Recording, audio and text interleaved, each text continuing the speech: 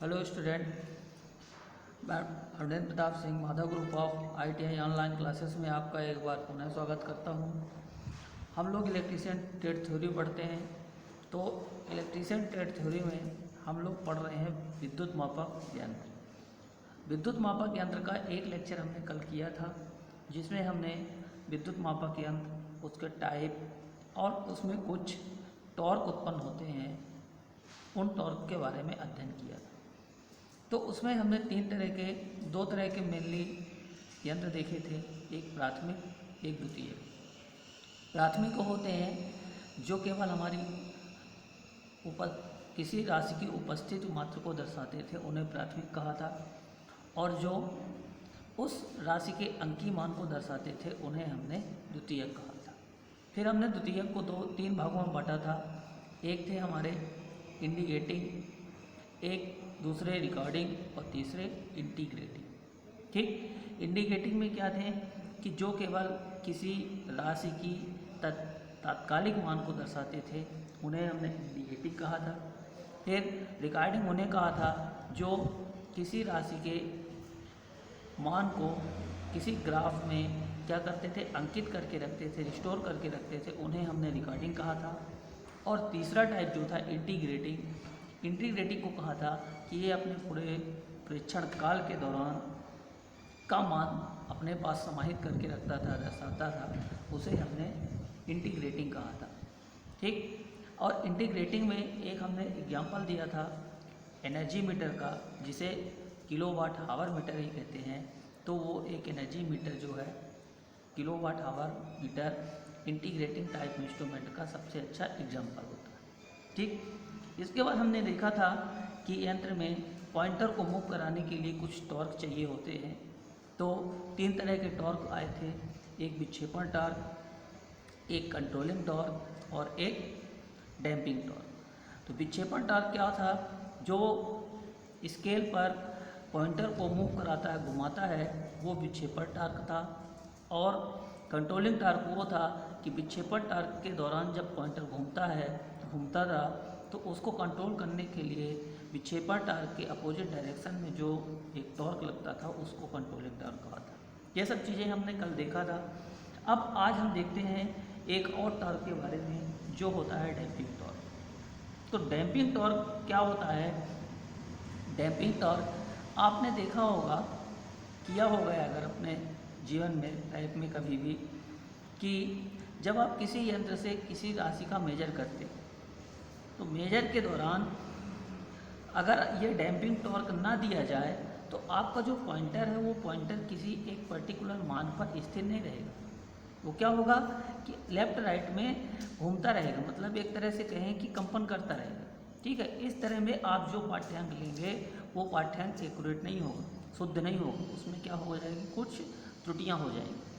ठीक है, तो पाठ्यांक लेने के समय जो घुमाव होता है पॉइंटर में, उस घुमाव को या उस कंपन को ख़त्म करने के लिए हमें क्या लगाना पड़ता है? एक डैम्पिंग टॉर्क देना पड़ता है। डैम्पिंग टॉर्क उत्पन्न करने वाला सिस्टम वहाँ पे लगाना पड़ता है। ठीक है, तो वो सिस्टम जो टॉर्क देता है, उसी को हम क्या कहते हैं? Damping torque. तो इसको सिंपल सी भाषा में लिखेंगे कि प्रेक्षण के दौरान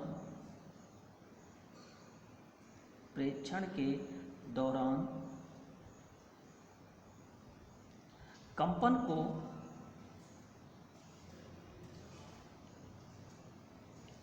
को समाप्त करने के लिए या समाप्त करने वाला टॉर्क क्या होता है? अवमंदन टॉर्क कहलाता है।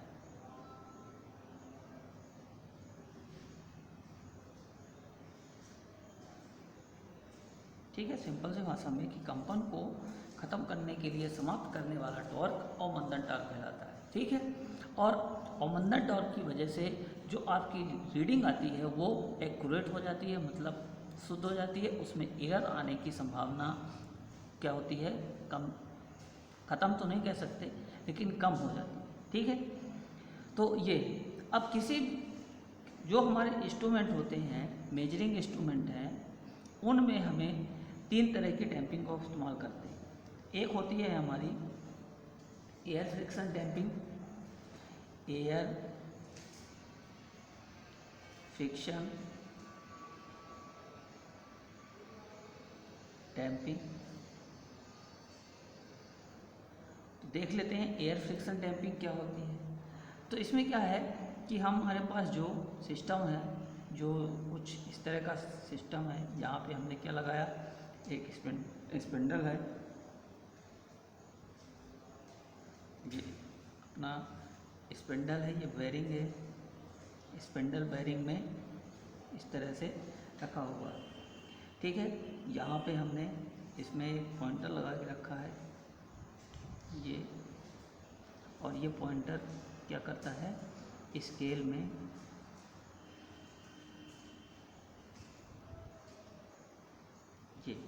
ये आपका स्केल हो गया, ये आपका पॉइंटर हो गया, ठीक है। ये आपकी बेरिंग हो गई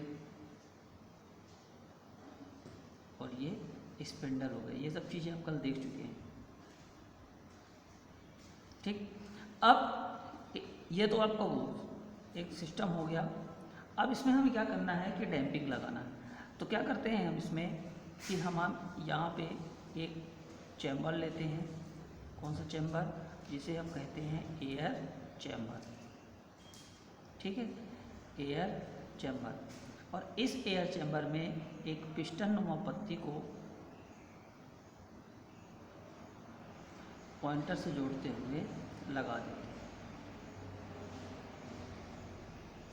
कुछ इस तरह से। मतलब ये पत्ती क्या करे, इस चैम्बर में मूव कर सके, ठीक है।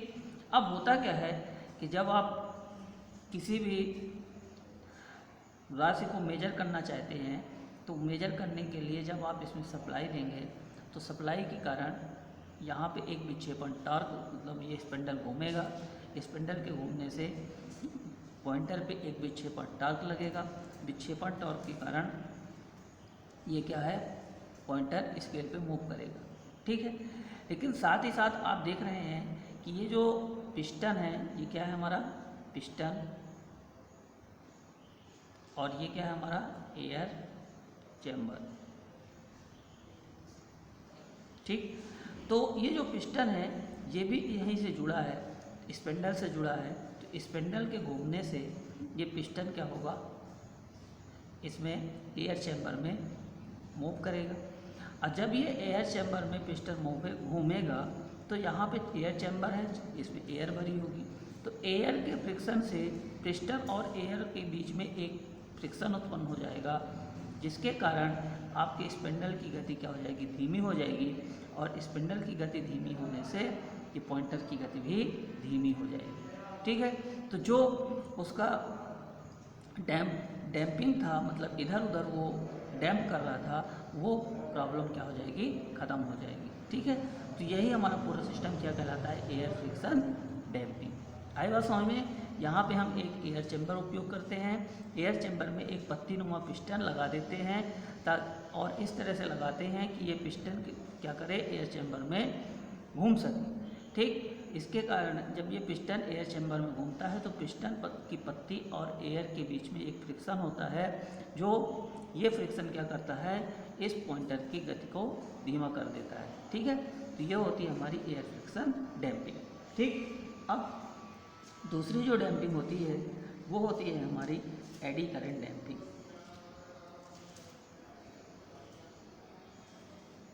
एडी करंट डैम्पिंग, बस जो पीछे हमने पढ़ा है उसी का अब उपयोग करते हुए हमें आगे बढ़ना है। तो बस यही पूरा सिनेरियो रहेगा। यहाँ पे क्या है, ये एक स्पिंडल बनाया, ये हमारा स्पिंडल हुआ, ये स्पिंडल को वहाँ लगा दिए, बेरिंग में लगा दीजिए, यहाँ पे एक बेरिंग लगा दें, ये स्पिंडल बेरिंग में लगाया। यहाँ पे हम क्या करते हैं, एक एल्युमिनियम की गोल रिंग का उपयोग करेंगे, डिस्क का, और इस एल्युमिनियम डिस्क पे एक परमानेंट मैग्नेट को लगा देते हैं। क्या कर देते हैं, इस डिस्क से एक परमानेंट मैग्नेट को कनेक्ट कर देते हैं। और यहाँ पे आपका वही सिस्टम है, पॉइंटर और यहाँ स्केल।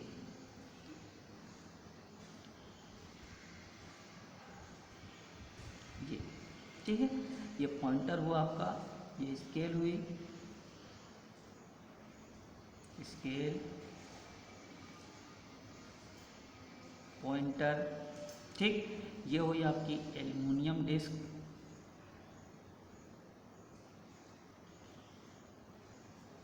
ये हुआ आपका परमानेंट मैग्नेट।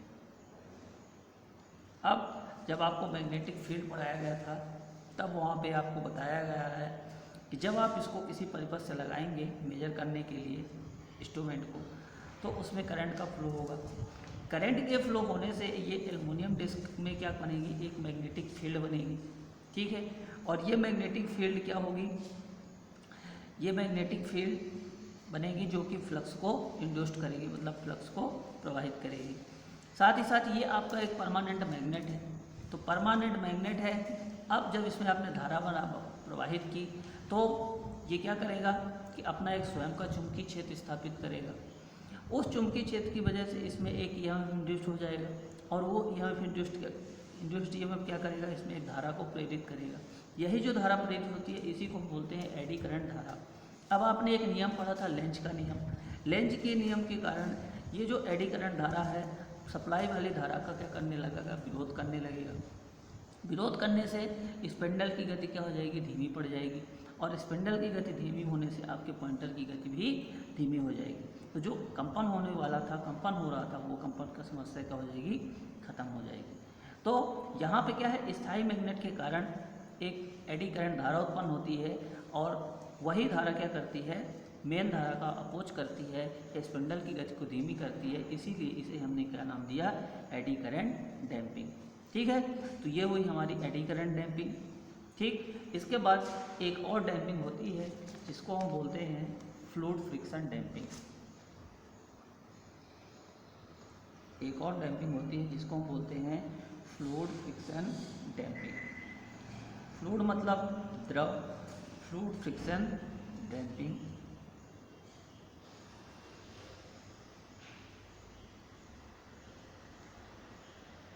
ठीक है, तो इसका देख लेते हैं सिनेरियो कैसे बनेगा, डायग्राम कैसे फ्लूइड फ्रिक्शन काम करेगी। तो यहाँ पे भी एक स्पिंडल लिया,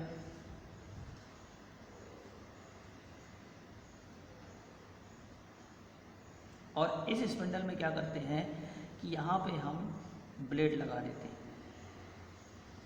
जैसे आपके पंखे में ब्लेड लगे रहते हैं ना, इस तरह से हम यहाँ पे क्या किए, ब्लेड लगा दिए,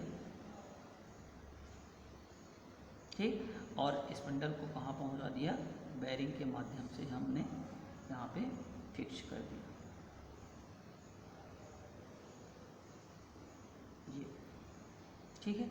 और इसे क्या करते हैं, इसे एक द्रव से भरे वाले पात्र में फिट कर देते, रख देते। यहाँ पे हमने कुछ द्रव भर दिया, क्या भर दिया, फ्लूइड टाइप में मटेरियल भर दिया, ये। फिर इससे हमने क्या किया, एक पॉइंटर जोड़ दिया, और ये पॉइंटर क्या करेगा, आपकी स्केल पे मूव करेगा।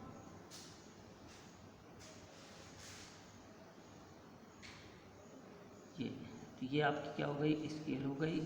ये आपका पॉइंटर हुआ, एल्युमिनियम पॉइंटर, क्योंकि एल्युमिनियम का वेट लाइट होता है इसलिए हम एल्युमिनियम पॉइंटर का उपयोग करते हैं, ठीक है। ये आपका क्या हुआ, स्पिंडल हुआ।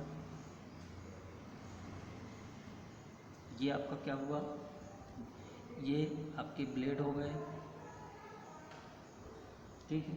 और यहाँ पे हमने क्या भर के रखा है, फ्लूइड भर के रखा है,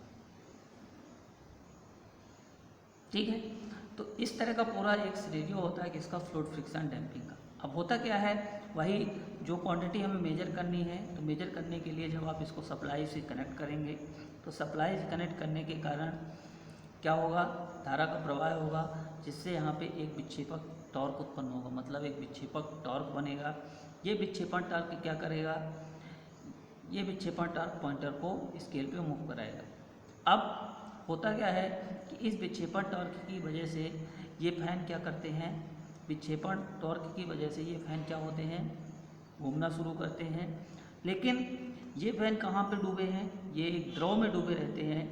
तो पंखे के घूमने और द्रव के बीच में एक फ्रिक्शन लगता है। पंखे के घूमने, पंखा जब घूमता है, फैन घूमता है, तो फैन की ब्लेड और ये जो इसमें फ्लूइड भरा है, द्रव भरा है, तो द्रव और ब्लेड के बीच में एक फ्रिक्शन लगता है, एक घर्षण उत्पन्न होता है। यही घर्षण क्या करता है, स्पिंडल की गति को धीमा कर देता है।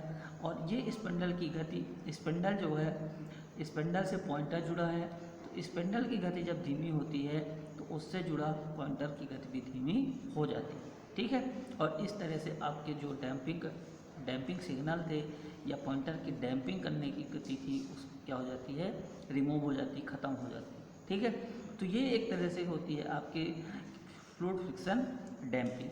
ठीक है, तो इसमें हम एक फ्लूइड उपयोग करते हैं और फ्लूइड के अंदर एक पंखा होता है। जब पंखा घूमता है तो पंखे के ब्लेड और द्रव के बीच में गति होने से एक फ्रिक्शन उत्पन्न होता है और वही फ्रिक्शन क्या करता है, आपकी पॉइंटर की गति को धीमा कर देता है। ठीक है, तो इस तरह की डैम्पिंग क्या होती है, फ्लूइड फ्रिक्शन डैम्पिंग।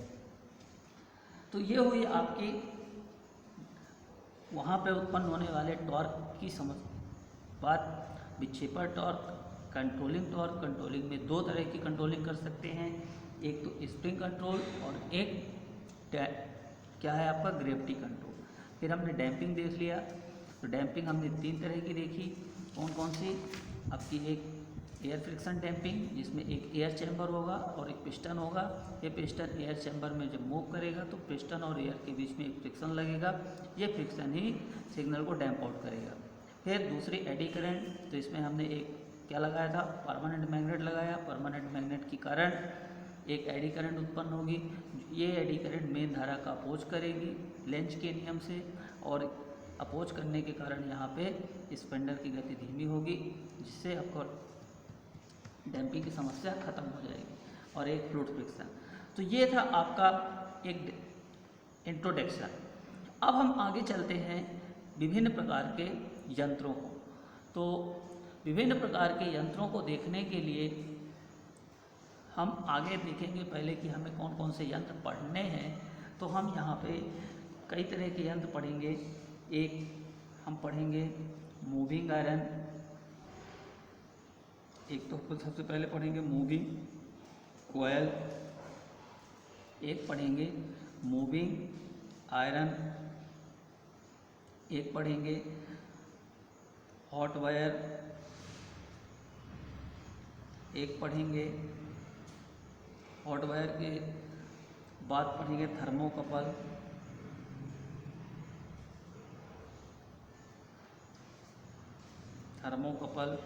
थर्मोकपल के बाद पढ़ेंगे, यहाँ पे हम थर्मोकपल के बाद पढ़ेंगे पावर मेजर करने के लिए वाट मीटर, वाट मीटर के बाद पढ़ेंगे एनर्जी मीटर, एनर्जी मीटर के बाद हम पढ़ेंगे यहाँ पे frequency meter,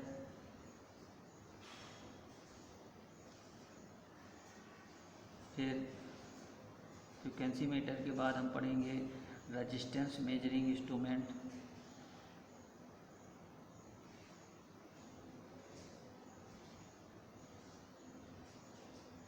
resistance measuring instrument. ठीक है, तो इस तरह से हम देखते चले जाएंगे। ठीक है, लेकिन यहाँ पे हमारे लिए इतने चीज़ तो इम्पोर्टेंट है ही। ठीक, तो सबसे पहले हम मूव करते हैं कहाँ पे, मूविंग आयरन, मूविंग कॉयल यंत्र के बारे में।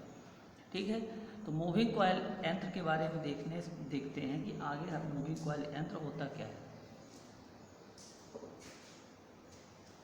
मूविंग कॉयल यंत्र देखेंगे तो कंटिन्यू रखें। ठीक, तो मूविंग कॉयल यंत्र के बारे में देखते हैं कि मूविंग कॉयल यंत्र में है क्या। तो ये हमें पूरे यंत्र देखने हैं, moving coil, moving iron, hot wire, thermocouple watt meter, energy meter, frequency meter और रेजिस्टेंस मेजर करने के लिए वेरियस टाइप के यंत्र होते हैं, तो उनमें हमें ओम मीटर देखना है। फिर एक व्हीट स्टोन ब्रिज होता है, ठीक है, कैरी फॉस्टर ब्रिज होता है, एक केल्विन डबल ब्रिज होता है, मैगर होता है, इन सब चीज़ों को हम यहाँ पे देखेंगे, ठीक है। तो इस लेक्चर को हम यहीं पे एंड करते हैं।